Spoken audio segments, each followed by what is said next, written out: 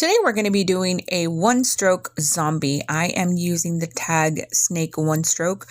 Make sure that you have the black towards the inside of the eye. This is going to help you create that outline for the eye. Next, I'm going to go around and kind of just outline my jaw here, reload, and then now we're going to do the nose, again keeping the bright on the inside and the dark on the outside. Then we're going to go underneath the eye socket to give it that cheekbone. Make sure that you have the black on the bottom, and then we're going to we're doing a half today, not a whole face, so we're going to do halfway through the mouth just like I did there. Very important to reload so you have a good coverage. Now we're going to go ahead and do the top part, the head part. And then in the bottom, I'm going to fill it in a little bit more.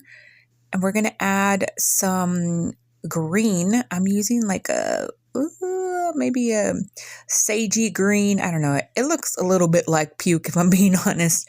But I want to give it that necrotic skin look, even though it's bright green, right? Next, we're going to use a one stroke with pink and white and a filbert brush. Create these curves to make it look like the brain. That'll be the base of your brain. And then we're going to add a little bit of a brighter pink and do the mouth part. So I'm going to leave that part open in the mouth. I want to make sure that it looks like there's just a ripped off piece there. And then next, we're going to go ahead and use that same filbert brush and just black out the eye socket part. Okay, you could use a dark green if you wanted to. It's just easier for me to use the black. If I was on the job, it would just be easier for me to do this. So with that same filbert brush, I'm going to create some lines just using the tip of the brush and then just darken up that nose area also. And then we're going to go ahead and just make some angry expressions, some fine lines there underneath and all over, and then we're just going to kind of create a shadow around the mouth part just to give it some more dimension. And of course, we're going to fill in our mouth black there.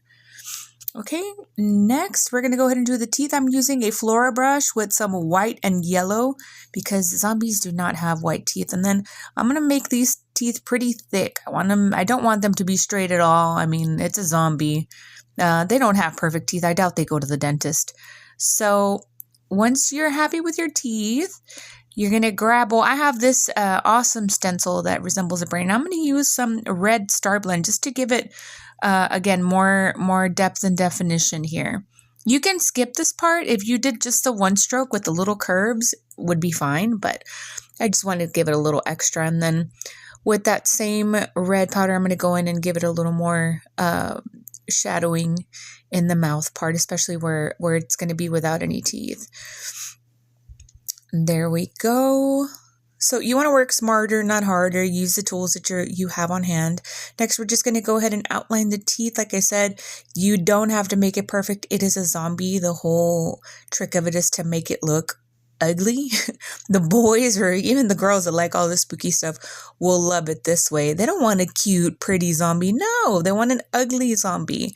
So there we go. Once you have that outlined, then you're just going to go ahead and do some cracks here and there. Realistically, I don't know that they would be black, but you know what? This is a fantasy zombie, and we're going to make it the way we want. Outline the brain area there. And I'm sorry, my camera was a little out of focus. It couldn't catch on to me. And then with whatever's left over in the paint, I'm just going to create a little more shadow inside the brain part. Okay, you can reload if you want, but I find that just the shadows is fine. Now I'm going to use some white to give it some highlights. Just to give it that sort of a wet look there. So just place your highlights wherever you think would be good.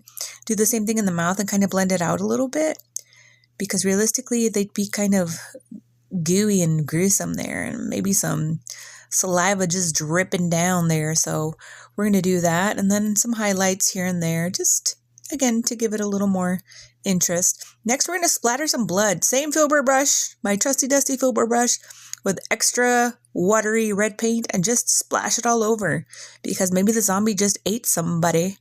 And the kids are gonna love this design, especially for spooky season. Make sure you try it out, and thank you for watching.